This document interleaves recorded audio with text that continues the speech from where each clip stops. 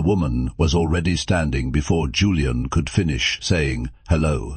She had walked into Rosie's cafe exactly 3 minutes earlier, designer sunglasses perched on her head, despite the fact that it was 8 o'clock at night and raining outside. Her eyes had scanned the room with the precision of someone accustomed to making snap judgments, and when they landed on Julian in the corner booth, he watched the calculation happen in real time. The mental math that added his appearance, subtracted her expectations, and arrived at disappointment. Julian Mercer. The way she said his name made it sound like an accusation. That is me. She didn't sit down, didn't even pretend to consider it. Her fingers were already reaching for her phone, already preparing the excuse she'd clearly used before. I just realized I have an early meeting tomorrow. Maybe we can reschedule. She was gone before he could respond, her Uber materializing at the curb like it had been waiting for exactly this moment. Julian watched her climb in, watched the car disappear into the rain, felt absolutely nothing. Date number 17. 17 women in 6 months. 17 first impressions that became last impressions the moment they saw his thrift store sweater and scuffed shoes. 17 variations of the same rejection, delivered with varying degrees of creativity, but always arriving at the same destination. No interested. No worth the time. No enough. Julian Mercer had built a $2.3 billion empire from nothing. He had graced the covers of Forbes and Fortune and every business magazine that mattered. He had shaken hands with presidents and negotiated deals that shaped industries. But tonight, for the 17th time, a woman had decided he wasn't worth 15 minutes of her time. And the thing was, he had done this to himself, that one didn't even pretend to try. The voice came from his left, warm and tinged, with the kind of amusement that only comes from watching the same scene play out repeatedly. Julian turned to find a woman clearing the adjacent table, her dark hair pulled back in a practical ponytail, an apron tied around her waist. She wasn't looking at him with pity. Her eyes held something else entirely. Recognition, perhaps, the kind that comes from seeing something familiar in a stranger. "You've been counting?" Julian asked it like a question, though they both knew the answer. "Hard not to. You are here every Tuesday and Thursday, different woman each time. Same ending." She stacked plates with practiced efficiency, her movements economical and precise. "I'm starting to think you are doing it on purpose." Doing what on purpose? Scaring them off. She finally met his gaze directly, and Julian felt something stir. A flicker of genuine interest that had nothing to do with his usual calculated observations. The clothes. Cheap watch. The way you let them walk away without a fight. It is almost like you are testing them. Julian leaned back, genuinely surprised. Most people saw what they expected to see. A struggling photographer who couldn't afford a decent jacket, a man punching above his weight class in the dating world, a charity case who should be grateful for whatever attention he received. This woman saw strategy. "That obvious?" he asked. "Only to someone who has been on the other side of that test." She smiled, but there was weight behind it. The kind that comes from experience rather than observation. "I am Mira, by the way. I'll be your server tonight, assuming you are staying, Julian. And yes, I could use some coffee. Maybe something stronger in spirit, if not in alcohol content. We have pie. It fixes most things." She disappeared into the kitchen, and Julian found himself watching the space where she'd stood. His mind was doing something it hadn't done in years, wondering about someone without an agenda. "No, before we go any further, I need you to understand something. This isn't just a story about a rich man pretending to be poor. This isn't about money at all, really. It is about the masks we wear, the walls we build, and the terrifying moment when someone sees through both. If you've ever hidden who you really were because you were afraid of how people would react, if you've ever tested someone because trusting them felt too dangerous, if you've ever wondered whether anyone could love the version of you that exists beneath all the performance, stay with me, because what happens next? I didn't see it coming either. Mira returned with coffee and a slice of apple pie that looked homemade. She set them down in front of Julian, then did something unexpected. She slid into the booth across from him. "Slow night." Her explanation came with a shrug. "And you look like you need to talk more than you need to eat alone." Julian studied her for a moment, the practical ponytail, the tired eyes that still held warmth, the calluses on her fingers that suggested she worked with her hands in ways that went beyond carrying plates. "What makes you think I need to talk?" 17 dates. Same ending every time. Either you are the unluckiest man in New York, or you are looking for something specific and you keep not finding it. Julian took a sip of coffee. It was good. Better than he expected from a diner that looked like it hadn't been renovated since the 80s, maybe both. Mira tilted her head, considering. "So what are you looking for, really?" The question landed differently than he expected. No like an interview, no like a test, like genuine curiosity from someone who had no stake in his answer. Someone real. The words came out before he could filter them. Someone who doesn't care about appearances or status or what I can buy them. Someone who would stay even if I had nothing. That is a tall order in this city. I am aware. Mira was quiet for a moment, tracing patterns on the table with her finger. Then she looked up at him with those observant eyes that missed nothing. "You know what I think? I think you've been hurt badly. By someone who made you believe that your value was tied to your wallet, and now you are so afraid of it happening again that you've created an fattening, impossible test, one that nobody can pass because you've already decided they'll fail." Julian felt something crack in his chest. A small fissure in the wall he'd spent 3 years building. "You don't know me. I know what hiding looks like." Mira's voice was soft. "I've been doing it myself for 7 years.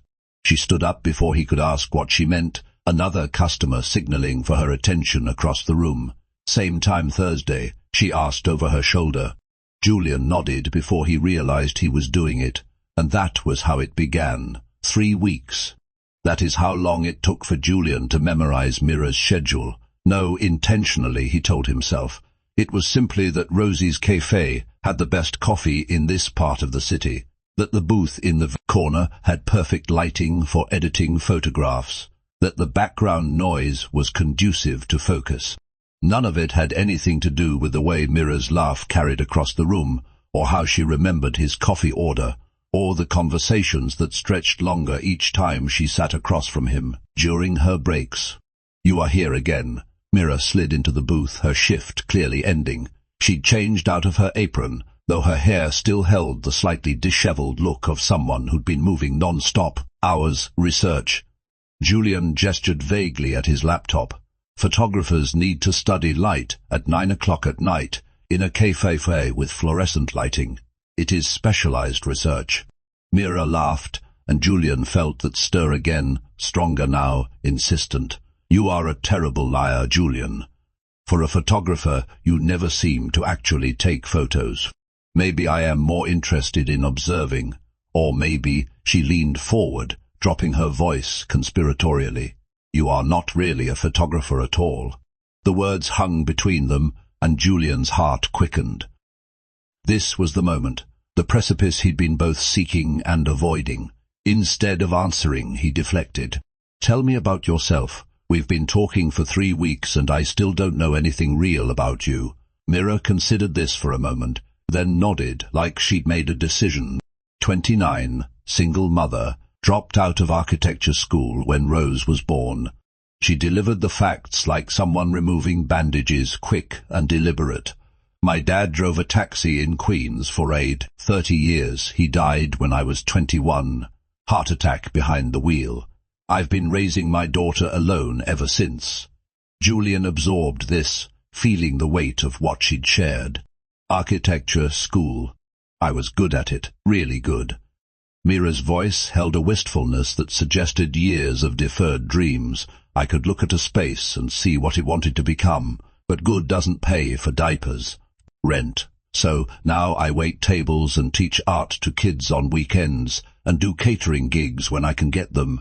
You gave up your dreams for your daughter. I postponed them. There is a difference. Mira pulled out a small sketch pad from her bag.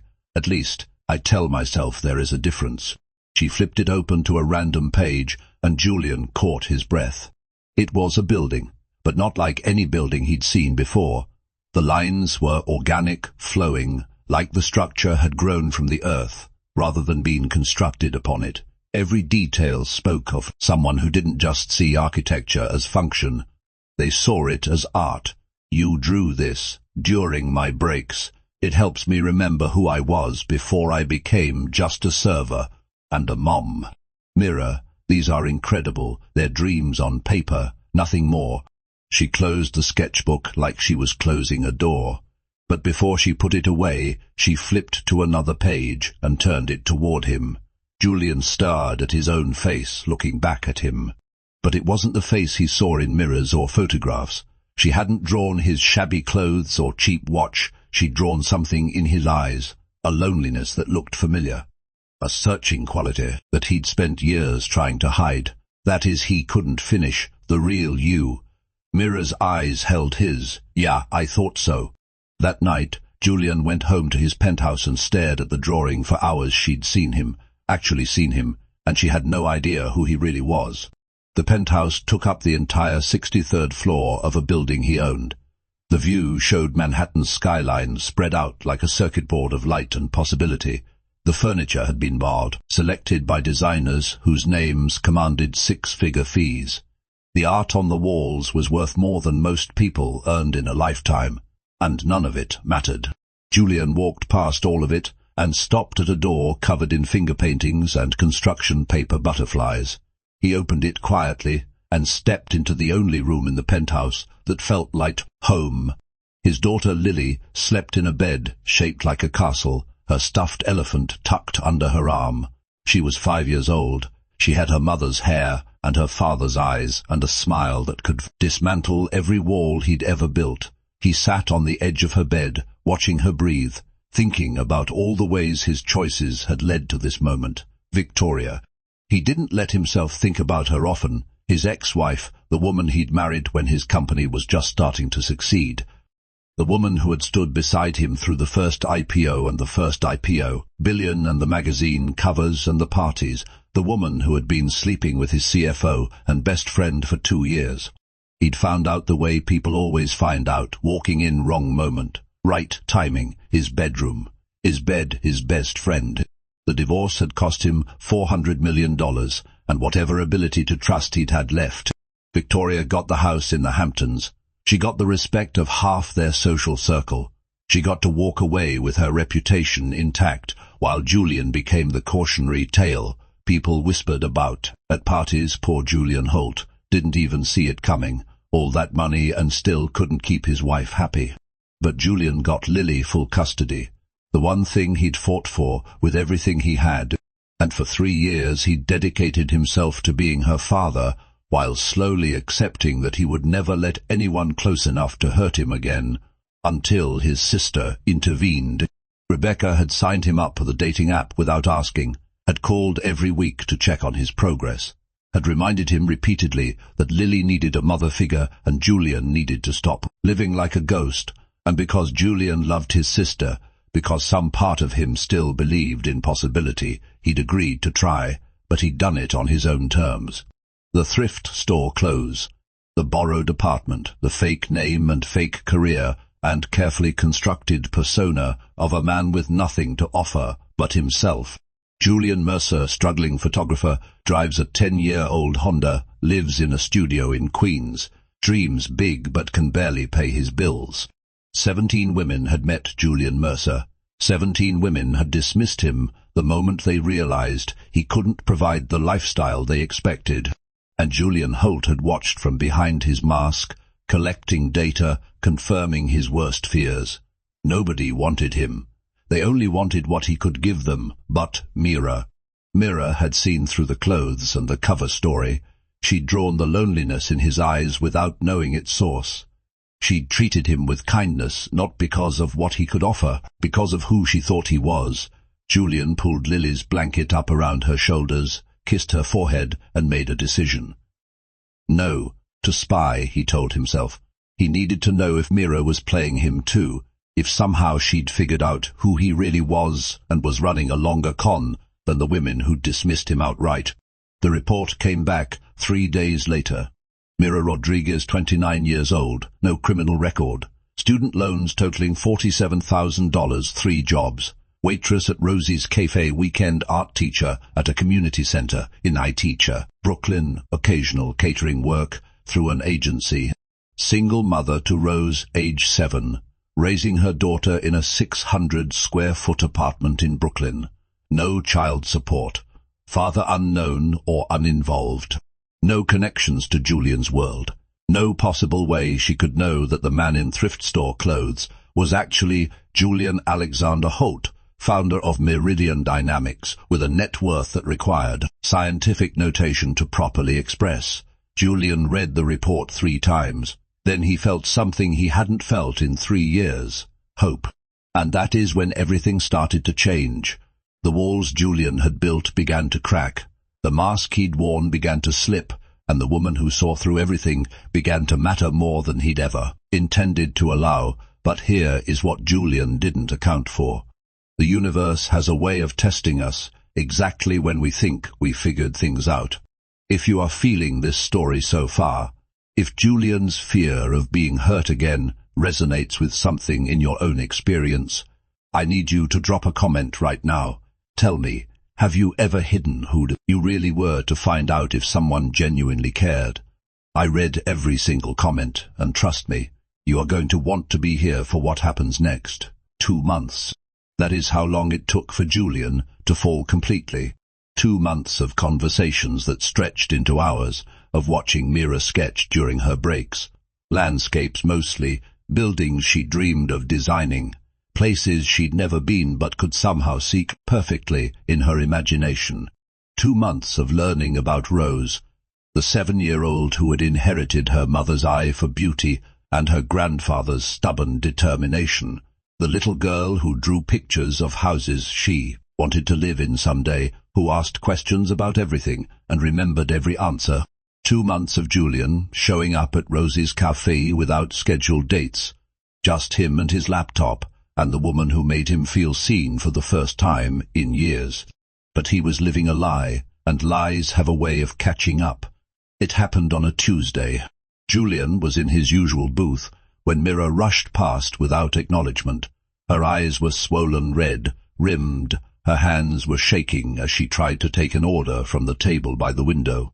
Something was very wrong. He waited until she passed his table again, then caught her wrist gently. "Mira, what happened? I can't." Her voice cracked. "I am working, Julian." "Talk to me." She looked at him then, really looked, and whatever she saw in his face made her decision for her. She collapsed into the booth across from him, words tumbling out like they'd been building pressure for hours. It was Rose. No hurt, no sick, something else. She got accepted. Mira's voice trembled between pride and despair. The Morton Academy. It is this incredible art school in Manhattan. They never accept kids from public schools, but Rose's portfolio. Julian, you should have seen their faces when they looked at her work. That is amazing. It should be. Mira's hands clenched on the table. Full scholarship. They're giving her a full scholarship because she is that talented. But there are fees they don't cover: deposit, supplies, uniform. Transportation, how much? $12,000. The number hung in the air between them. Julian could have written that check without thinking about it. Could have solved this problem with 6 words. "Let me take care of it."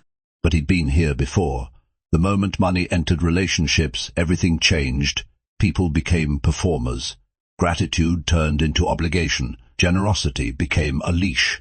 He'd watched it happen with Victoria, with friends who stopped being friends once they realized what he could give them, with every relationship that had transformed from connection to transaction, the moment his wealth became visible.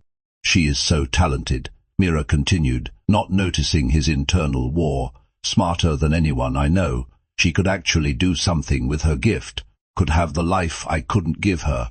Mira's voice broke completely. "And I am going to have to tell her no, because I am $12,000 short. What kind of mother does that make me?"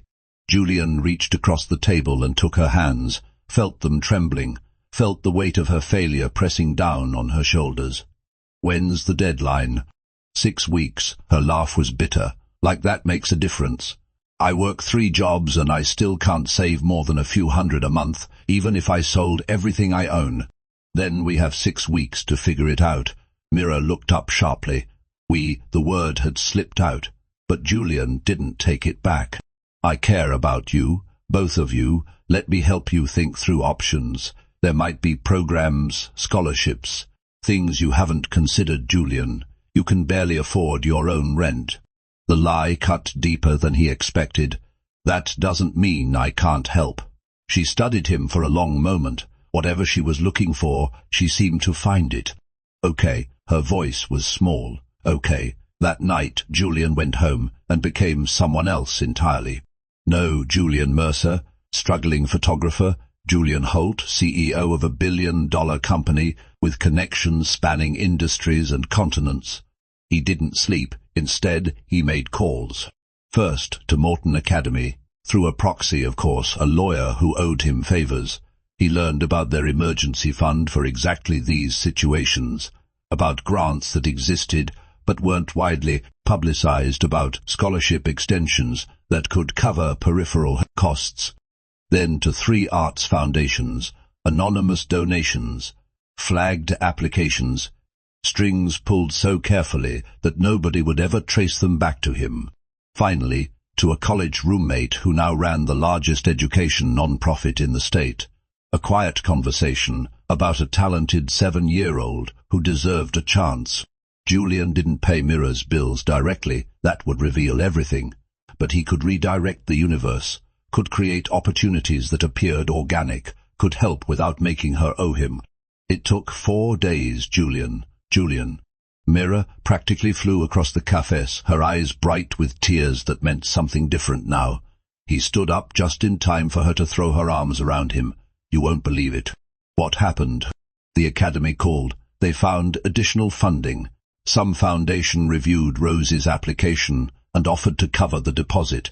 And then another program covered supplies. And there is this community initiative for transportation that I'd never heard of. She pulled back, gripping his arms, her whole face transformed. Julian, I only need 2,000 now. I can do that. I can take extra shifts and do more catering work. And Julian, she is going to Morton Academy. The warmth that flooded his chest was unlike anything he'd felt in years. No, the satisfaction of closing a deal or the pride of watching his company succeed. Something simpler, purer. He had actually helped, without revealing himself, without making her owe him, without turning kindness into currency. Mira, that is incredible. I don't understand how it happened. One day we're hopeless and the next. It is like the universe decided to pay attention. She pulled him into another hug, and Julian held her, breathed in the scent of coffee and vanilla, felt her heart beating against his chest, felt something shift in his carefully guarded world. When she finally pulled back, her eyes were searching, looking at him with a new intensity. Did you do this? Julian's blood went cold. Me, I can barely afford my rent, remember? Yeah, Mira nodded slowly. Something flickered in her expression, something he couldn't quite read. I remember. She returned to work after that, but Julian caught her watching him throughout the evening, studying him with those artists' eyes that saw what others missed. He told himself it was nothing. He was wrong. 2 weeks later, everything fell apart. Or maybe everything finally came together. Sometimes it is hard to tell the difference. Julian had left his laptop open. A careless mistake after months of careful deception. His real email was visible on the screen. The one that said Julian Holt at meridiandynamics.com. The one. Messages from board members and CFOs and people whose names appeared in business headlines. He didn't realize until later that Mira had seen it. She didn't confront him, didn't say anything at all. Instead, she went home and typed his real name into Google, Julian Alexander Holt. The results filled her screen. Forbes profiles, fortune features, Business Insider analyses, a Wikipedia page that listed his net worth, his company, his divorce, his daughter.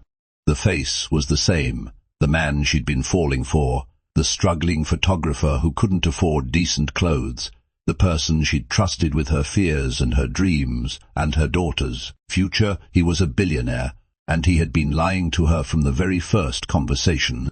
Mira didn't sleep that night. She sat in her small apartment while Rose dreamed in the next room, and she tried to process the magnitude of the deception. But here is the thing about Mira Rodriguez. She'd survived too much to react without thinking. She'd raised a child alone, buried a father, sacrificed her dreams, navigated a world that constantly underestimated her. She knew what it meant to build walls, to protect yourself with half-truths and careful omissions, to test people because trusting them felt too dangerous.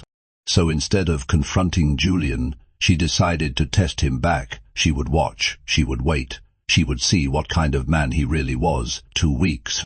That is how long she pretended not to know.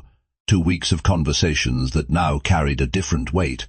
2 weeks of watching him carefully, looking for signs of manipulation or control or the kind of wealth-based superiority she'd encountered before. She found none. Julian brought her coffee when she was exhausted. He helped Rose with her homework when Mira was working double shifts. He listened to her talk about architecture and asked questions that proved he actually cared about the answers, and when the hospital bills came, that is when she knew for certain. It happened on a Wednesday. Rose was at a sleepover, a friend's house in Brooklyn, safe supervised. Normal childhood activity until Mira's phone rang at 9 p.m. The ringtone was a clip from Rose's favorite song, hearing it at that hour from an unknown number. Mira's heart stopped. "Miss Rodriguez, this is Brooklyn Presbyterian Hospital. Your daughter has been in an accident." The world tilted. Bunk bed, fall, possible head trauma. Words that didn't make sense, couldn't make sense. "We need you to come in immediately." Mira was at the café working an extra shift because the bills never stopped, and the money was never enough. Her hands shook so badly she dropped the phone twice. Julian caught it before it hit the floor. He was there. Of course he was there. Same booth, same evening routine, same carefully constructed lie, but in that moment none of it mattered. Mira, he was holding her arms, steadying her. "What happened, Rose?" The name came out strangled. "Hospital." She fell. "They said possible head trauma." "I don't. I can't." "Why can't?" "What I can't." "Brooklyn Presbyterian. Let's go." He didn't hesitate, didn't calculate, didn't ask questions about logistics or transportation or any of the practical concerns that might have occurred to a man pretending to be broke. He guided her outside, one arm around her shoulders, his phone already in his other hand.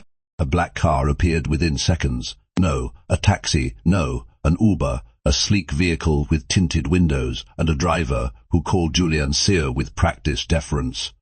Mira was practiced deference.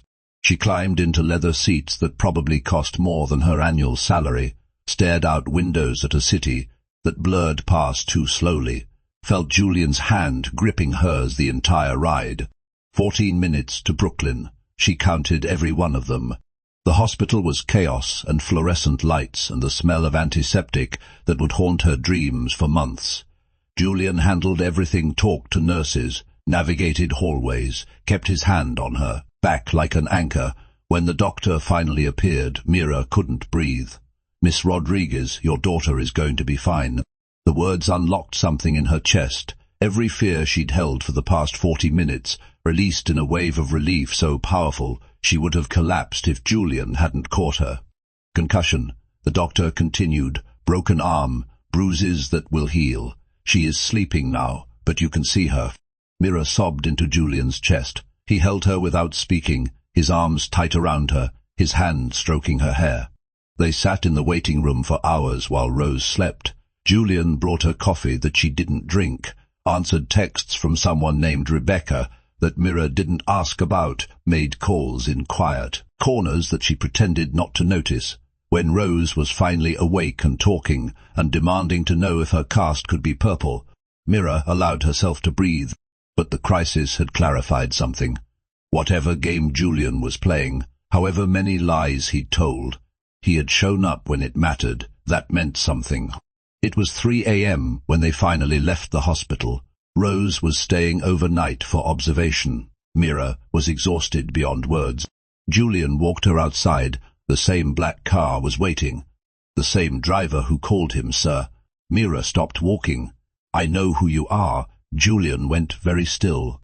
"I've known for 2 weeks." She pulled out her phone, showing him the Forbes article she'd saved, the one with his real name and real face and real net worth. Julian Alexander Holt, tech billionaire, founder of Meridian Dynamics, net worth somewhere north of $2 billion. Julian stared at the screen, then at her. His face had gone pale. "How you left your laptop open. Your real email. I wasn't snooping. It was just there." Mira's voice held no accusation, just exhaustion and truth. "I've been waiting for you to tell me. And you said nothing. I wanted to see what you'd do." Mira stepped closer to him. "If you'd use your money to manipulate me, try to buy my affection or my forgiveness, or if you'd stay exactly who you've been." "What did you see?" Julian's voice was barely audible. "I saw you help my daughter without revealing yourself, without making me owe you. You could have written a check and solved everything. You could have made yourself the hero. Instead, you pulled strings quietly. Let me think the universe was finally being kind." Mira took his hand. "That is not manipulation, Julian. That is character. You are not angry." "Oh, I am furious." Mira laughed, though there was no humor in it. "You lied to me for months. Every conversation. Every moment I thought we were building something real, you were wearing a costume. I was protecting myself. You were protecting yourself by deceiving me. That is not the same as being honest and vulnerable. That is control." Mira's eyes held his.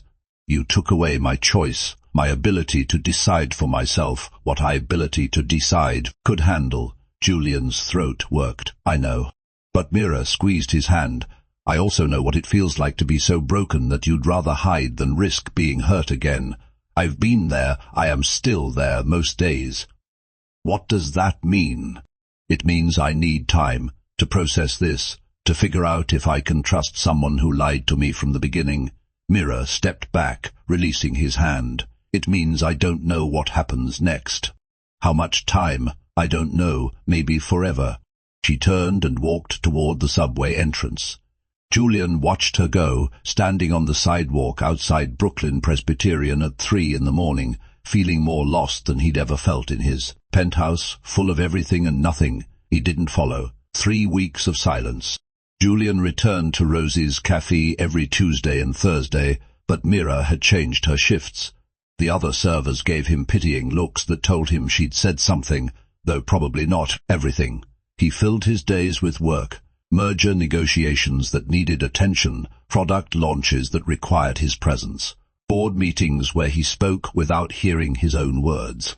His assistant noticed, his therapist noticed, his daughter definitely noticed, Daddy.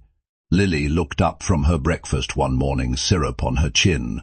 "Why don't you smile anymore?" Julian didn't have an answer. At his therapy session that week, Dr. Reyes observed him with the practiced patience of someone who'd been listening to his evasions for 3 years. "You are self-sabotaging again, punishing yourself for a relationship that hasn't actually ended yet. She won't talk to me. Have you tried?" 63 text messages, 42 unanswered calls. Dr. Reyes leaned forward. "Have you tried showing up? No hiding, no pretending, no controlling the narrative. Actually being present. What does that even mean?" "It means going to her in person, as yourself. Julian Holt, with all your money and all your mistakes and all your fear. It means letting her see everything and trusting her to make a decision." Julian thought about that, really thought about it. The next morning he took the subway. No, because he couldn't afford a car, but because Julian Mercer would have taken the subway, and he wasn't ready to be Julian Holt completely. No, yet. Mira's apartment building in Brooklyn was unremarkable. Brick facade, fire escape, a bodega on the corner that probably knew everyone in the neighborhood by name. He climbed 4 flights of stairs and stood outside apartment 4B, holding nothing but a folder of documents and whatever remained of his hope. She answered on the 5th knock. Her eyes went from surprise to anger to exhaustion in the span of seconds. Behind her, Julian caught a glimpse of Rose on the couch, arm in a purple cast, watching cartoons. "Julian, please, 5 minutes. Then I'll leave forever if you want." Something in his voice made her pause. She stepped into the hallway, pulling the door closed behind her. "Talk." Julian handed her the folder. "Open it." She did. Inside were documents, legal papers, trust information, account statements. She flipped through them, her confusion mounting with each page. "What is this?" "I set up a trust for Rose, for her education, college, graduate school, whatever she wants. It is irrevocable. It is already done, and it has nothing to do with us." Mira looked up sharply. "Julian," he kept going, "you can hate me forever, never speak to me again, never let me see Rose or you or anything that reminds you of these months, and that money will still be there when she needs it. Why would you? Because she deserves it. Because you deserve to know that your daughter's future is secure regardless of what happens between us. Because, even if you never forgive me, I want your life to be better than it was." Mira stared at the papers in her hands. Trust documents worth enough to fund multiple lifetimes. Education accounts that would cover anything Rose could dream of. Gifts with no strings attached. "There is more."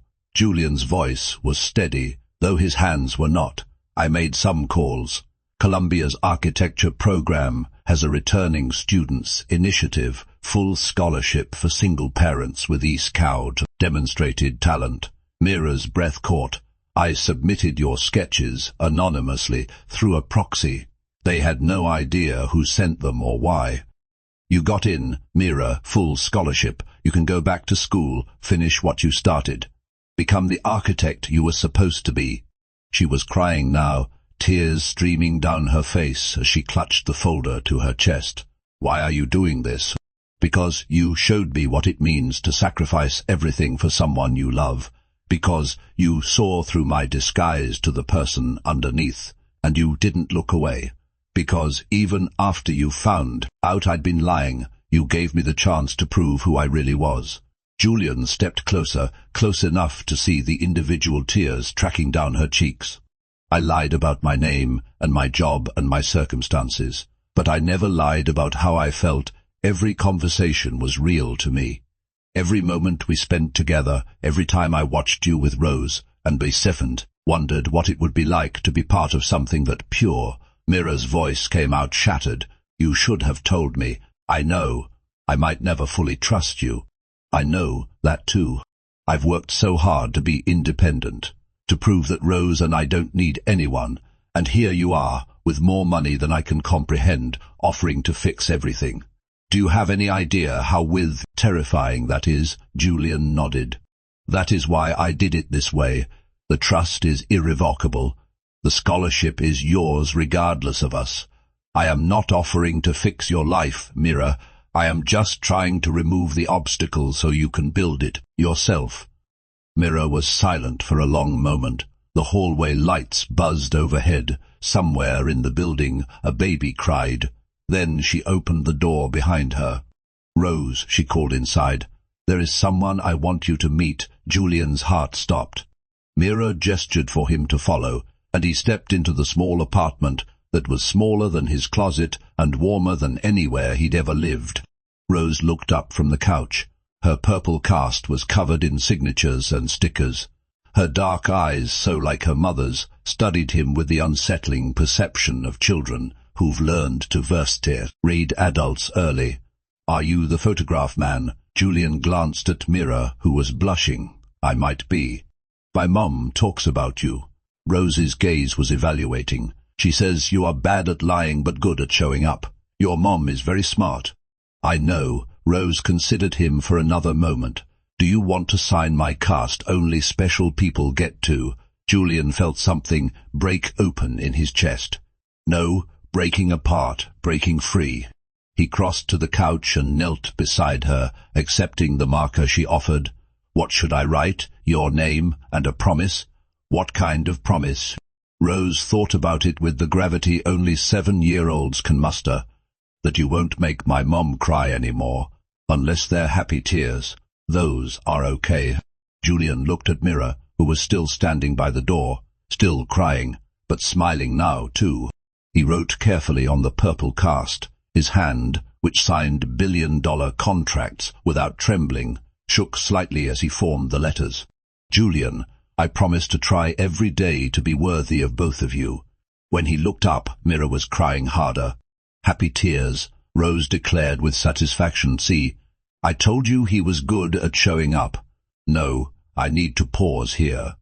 Because this moment right here, this is the moment that matters. If you've made it this far, you are invested in this story, in Julian and Mira and Rose and all the broken pieces they're trying to fit together. So do me a favor, hit that like button, no, for me, for the algorithm, so more people can experience stories about second chances and real love, and the courage it takes to be truly seen.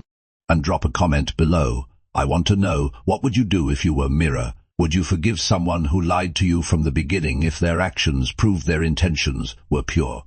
I read every single comment, and we're not done yet. 6 months later, Julian still couldn't quite believe this was his life.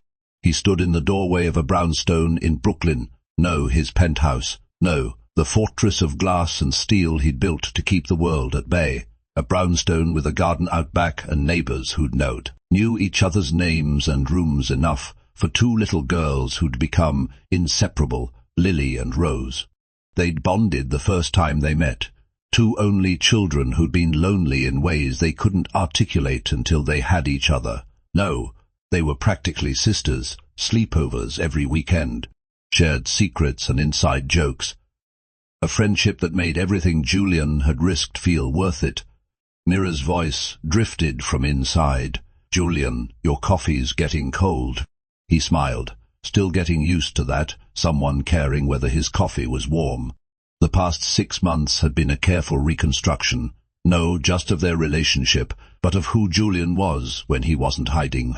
Mira had returned to architecture school, Columbia, the program she'd abandoned 7 years earlier. She was thriving. Her professors marveled at her perspective. Her classmates sought her out for vet collaborations. Her designs were unlike anything the department had seen. Julian watched her become who she was meant to be, and in watching her, he started remembering who he used to be, before the betrayal, before the walls, before he decided that hiding was safer than hoping. They took it slow. Dates that weren't tests, conversations that weren't performances, mornings with the girls making pancakes that invariably became flower fights. Evenings where Mira sketched and Julian photographed, her sketching, finally learning to use the camera he'd claimed as his profession. He told her everything, about Victoria, about Daniel, about the moment he'd walked into his own bedroom and watched his world collapse, about the months of lawyers and tabloid headlines and custody, battles that left him hollow, about building walls so high he forgot there was a person inside them. Mira listened. She didn't minimize or fix or offer platitudes. She just held his hand and let him feel what he'd been avoiding for 3 years. And she told him her story, too. About Rose's father, who'd promised forever and disappeared before her first trimester ended, about the shame she'd carried, raising a child alone, feeling like a failure, every day even as she worked herself to exhaustion, about dreams she'd buried so deep she'd forgotten they existed until Julian pulled them back into the light. They healed each other, no perfectly, no completely, but enough. I want to show you something. It was a Tuesday evening. Mira had been working on her thesis project for weeks, staying late at the studio, coming home with charcoal under her fingernails and exhaustion in her eyes. But tonight she was excited, practically vibrating as she led Julian to the dining table where her blueprints were spread. This is my final project, my vision for what architecture could be. Julian studied the designs, blueprints for a community center, but unlike any he'd seen before. The building was designed around a central garden. Spaces flowed into each other organically. Childcare facilities connected to job training rooms, connected to quiet spaces for decompression. Detail considered the needs of people who were struggling, single parents, low-income families, people fighting to survive and needing somewhere that acknowledged their humanity. Mira, this is extraordinary. It is what I needed when Rose was born. Mira's voice was soft. Somewhere I could leave her safely while I worked. Somewhere I could learn new skills. Somewhere I could just breathe for 5 minutes without worrying about everything falling apart. Julian traced the lines of her design, a thoughtfulness embedded in every curve and corner. "Let me build it." Mira looked up sharply. "What? Let me fund this." "No, as a gift, as an investment. Partner with my development division, build this center, then build another, then another. Show the world what architecture can do when it is love. Designed for people instead of profit." "Julian, that would cost. I know what it would cost, and I can't think of a better use of money I'll never be able to spend in 10 lifetimes. Mira stared at him, then at her blueprints, then back at him. "I want to design it properly first, get my degree, learn everything I still need to learn. I won't let you fund something that isn't my absolute best work." Julian smiled. "I wouldn't expect anything else." "Partners." Mira extended her hand. Julian took it, but instead of shaking, he pulled her closer. Partners 6 months later, Julian proposed. No, at a fancy restaurant. No, with skywriting or flash mobs or any of the grand gestures his money could have bought. He took her back to Rosie's café. Same corner booth, same flickering fluorescent lights, same menu with the apple pie that fixed most things. Mira looked around at the familiar space, then at Julian, suspicious. "What are we doing here? This is where it started, where you saw through my disguise, where you called me on my strategy before you even knew my real name." Mira's eyes softened. "Julian, you saw me, Mira, before anyone else could, before I could see myself. You looked at a man in thrift store clothes, pretending to be something he wasn't, and you saw the loneliness underneath. Fear, the hope I'd given up on." He reached into his pocket. "You could have walked away when you found out the truth. You could have decided I wasn't worth the complication. Instead, you gave me a chance to prove that the man you fell for and the man I really am weren't that different after all." Julian dropped to one knee. The café went quiet. Servers stopped mid-pour. Customers at other tables turned to watch. "Mira Rodriguez, will you let me spend the rest of my life being worthy of what you saw in me?" He opened the box. The ring inside was elegant but not ostentatious. He'd had it designed specifically for her, a band of intertwined gold and silver, an emerald at the center, because she'd once mentioned it was her favorite stone. Mira was crying, laughing, covering her mouth with both hands. "Yes," the word came out choked. "Yes, yes, yes." Julian slid the ring onto her finger, then stood and pulled her into a kiss that the entire café applauded. When they finally broke apart, a small voice cut through the celebration. "Does this mean I get a sister?" Rose, Lily, both girls had been hiding in the kitchen, watching through the service window. No, they burst out, running toward the booth where their parents stood wrapped in each other's arms. Julian scooped up Lily. Mira pulled Rose close. "Yeah," Julian said, looking at his family. His real family built from broken pieces and second chances. You get everything. The wedding was small. No, because Julian couldn't afford extravagance, but because they'd both learned that the most meaningful moments happened in intimate spaces, surrounded by people who actually mattered. Rosie's café catered. The owner, a woman named Gloria, who'd watched their entire love story unfold, insisted on closing for the day to host them. Rebecca stood as Julian's best woman, Mira's mother, who'd flown in from Puerto Rico and cried for 3 days straight, walked her down the aisle. Rose and Lily served as co-flower girls. They wore matching dresses and argued about who got to hold the rings until Julian suggested they each hold one. The vows were simple. Julian promised to show up every day, in every way, to never hide behind masks or money, to be present for the hard parts and grateful for the good ones. Mira promised to see him, the real him, even when he forgot who that was, to remind him that love wasn't transactional, that worth wasn't measured in bank accounts, that the man she'd met in a thrift store sweater was the same man standing before her in a custom suit. They exchanged rings as the sun set through Rosie's windows, casting everything in gold. The tabloids found them eventually. Billionaire's secret life, a struggling photographer revealed. Tech mogul finds love in Brooklyn diner. A Cinderella story nobody saw coming. Julian let his PR team handle the requests, declined the interviews, protected his family from the cameras that wanted to turn their love into content. But privately, he saved one headline. He framed it and hung it in his home office, next to Mira's first sketch of him and the finger-painting Lily had made for their wedding. The richest man in New York says his greatest investment was in the woman who saw through everything. No, accurate, exactly. The headline writers never got things quite right, but close enough. 2 years later, Mira's community center opened. The first one. There would be more. Julian's development company had already acquired locations in 3 other cities. But this was the original, the seed that everything else would grow from. Mira stood at the podium during the ribbon-cutting ceremony, looking out at the crowd, gathered to celebrate her vision, made real.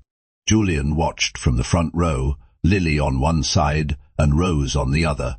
Both girls now 9 years old, both impossibly proud of their mother.